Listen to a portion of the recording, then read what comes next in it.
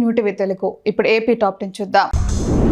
CM Chandrababu నేడు కడప జిల్లాలో పర్యటించనున్నారు. ఈ పర్యటనలో భాగంగా సీఎం చంద్రబాబు పలు ప్రజా సంక్షేమ కార్యక్రమాలు, అభివృద్ధి ప్రాజెక్టులను ప్రారంభించనున్నారు. జమ్మల మడుగులోని గూడెం చెరువులో పెన్షన్లు పంపిణీ చేయనున్నారు. ఈ సందర్భంగా టీడీపీ కార్యకర్తలతో సీఎం చంద్రబాబు సమావేశం కానున్నారు. సీఎం పర్యటన నేపథ్యంలో పోలీసులు భారీ బందోబస్తు ఏర్పాటు చేశారు. చిత్తూరు జిల్లా పల్మనేరు మున్సిపాలిటీలో ఎన్టీఆర్ భరోసా పెన్షన్ల పంపిణీ ప్రారంభమైంది. సచివాలయ సిబ్బందితో కలిసి టీడీపీ నాయకులు, వార్డు ఇన్ఛార్జీలు లబ్ధిదారుల ఇంటి వద్దకే వెళ్లి పెన్షన్ నగదును అందజేస్తున్నారు. ఉదయమే పెన్షన్ నగదు చేతికి అందడంతో వృద్ధులు సంతోషం వ్యక్తం చేశారు. ఈ కార్యక్రమంలో టీడీపీ నేతలు తదితరులు పాల్గొన్నారు. శ్రీశైలం జలాశయానికి వరద నీరు భారీగా చేరుతోంది. దీంతో జలాశయం సిబ్బంది 8 రేడియల్ క్రెస్ట్ గేట్లు 10 అడుగుల మేర ఎత్తి నీటిని దిగువకు విడుదల చేస్తున్నారు. జలాశయానికి ఇన్ఫ్లో 2,58,612 క్యూసెక్కులుగా ఉండగా అవుట్లో 2,81,398 క్యూసెక్కులుగా ఉంది. ప్రస్తుతం కుడి ఎడమ విద్యుత్ కేంద్రాల్లో విద్యుత్ ఉత్పత్తి కొనసాగుతోంది. జలాశయం గేట్లు ఎత్తడంతో ప్రాజెక్టు వద్ద పర్యాటకుల సందడి నెలకొంది. విశాఖలోని 41వ వార్డు పరిధిలోని జ్ఞానాపురంలో నిర్వహించిన స్పౌస్ పెన్షన్ల పంపిణీ కార్యక్రమంలో విశాఖ దక్షిణ ఎమ్మెల్యే వంశీకృష్ణ శ్రీనివాస్ పాల్గొన్నారు.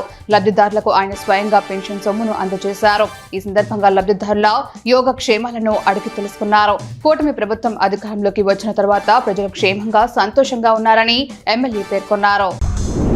శ్రావణ మాసం సందర్భంగా భీమవరం మెంటేవారి తోటలోని శ్రీ బాల త్రిపుర సుందరి అమ్మవారికి 1,00,000 పసుపు కొమ్ములతో అలంకరణ చేశారు. ఆలయ అభివృద్ధి కమిటీ ఆధ్వర్యంలో ఆలయ అర్చకులు అమ్మవారికి పంచామృతాలతో, సుగంధ ద్రవ్యాలతో అభిషేకాలు, కుంకుమ పూజలు చేశారు.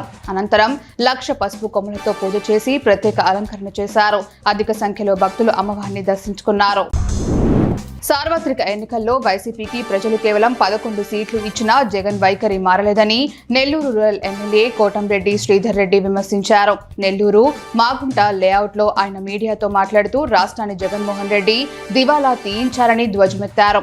రప్పా డైలాగులు నిజ జీవితంలో జరగవని, అది జగన్మోహన్ రెడ్డి గుర్తు పెట్టుకోవాలని పేర్కొన్నారు. జంగారెడ్డిగూడెం పట్టణంలోని శ్రీ నూకాలమ్మ అమ్మవారి ఆలయం శ్రావణ శుక్రవారం సందర్భంగా భక్తులతో కలకలలాడుతోంది. ఆలయ అర్చకులు అమ్మవారికి 1,00,000 గాజులతో ప్రత్యేకంగా అలంకరించారు. అనంతరం విశేష పూజలు, పంచామృత అభిషేకాలు చేశారు. పంచహారతులను ఇచ్చారు. భక్తులు అమ్మవారిని దర్శించుకుని తీర్థ ప్రసాదాలు స్వీకరించారు. మహిళల ఆర్థిక స్వావలంబనకు కూటమి ప్రభుత్వం కృషి చేస్తుందని ఉంగుటూరు ఎమ్మెల్యే పచ్చమట్ల ధర్మరాజు అన్నారు. గణపవరంలో నూతనంగా మంజూరైన స్పౌస్ పెన్షన్లను ఎమ్మెల్యే ఇంటింటికి తిరిగి అందజేశారు. పెన్షన్లు పెంచిన ఘనత కూటమి ప్రభుత్వానిది అన్నారు. ఈ కార్యక్రమంలో ఎంపీడీఓ బేబీ శ్రీలక్ష్మి, కూటమి నాయకులు పాల్గొన్నారు.